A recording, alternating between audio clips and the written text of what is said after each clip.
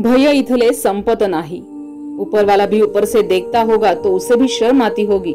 सोचता होगा मैंने सबसे खूबसूरत चीज बनाई थी इंसान, नीचे देखा तो सब कीड़े बन गए कीड़े।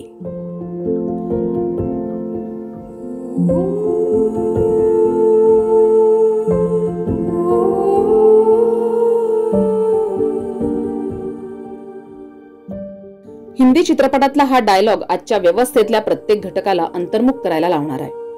जगाच्या पाठीवर आपल्या राष्ट्राचं एक विलक्षण महत्व आहे। सांस्कृतिक अधिष्ठान लाभलेली पार्श्वभूमी आपल्या देशाला आहे।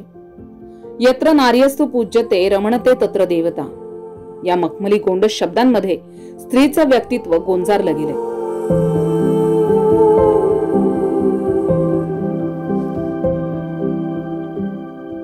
स्त्रीचं उंबरठ्या बाहेरचं पाऊल पडलं ते यशस्वीतेची शिखरं गाठण्यासाठीच।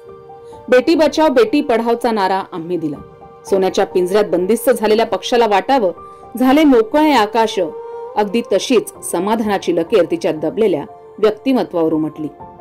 तिच्या अपेक्षांचे पंख विस्तारले, यशानं गगन भरारी घेतली। तिच्यासाठी शिक्षणाची कवाडं उघडली गेली। स्त्रीचं कार्यक्षेत्र विस्तारलं। ज्याही क्षेत्रात स्त्रीनं पाऊल ठेवलं त्या ठिकाणी तिनं आपल्या कार्यशक्तीची, यशस्वीतेची आणि साऱ्या विश्वाला गवसणी घालण्याची ऊर्जा तिच्यात असल्याचं आपल्या कार्यकर्तृत्वातून सिद्ध केलं।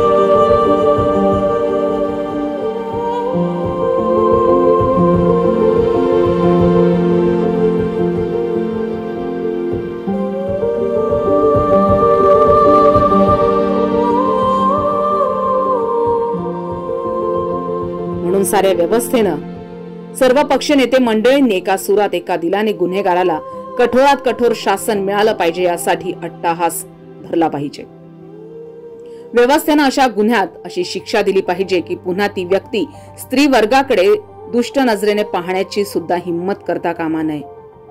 समाजातील सगळेच बदल हे कायद्याने होत नसतात, यासाठी समाजमन बदलणं आवश्यक असतं। समाजात आत्मभान जागृत होणं अतिशय गरजेचं आहे, तरच अशा दुष्ट मनोवृत्तीचा आणि प्रवृत्तीचा नाश होईल।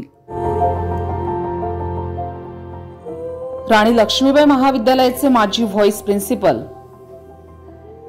इतिहासाचे तज्ञ, दक्ष महाराष्ट्र चॅनलला सतत मार्गदर्शन करणारे लेखक डॉक्टर रावसाहेब नेरकर, पारोळा।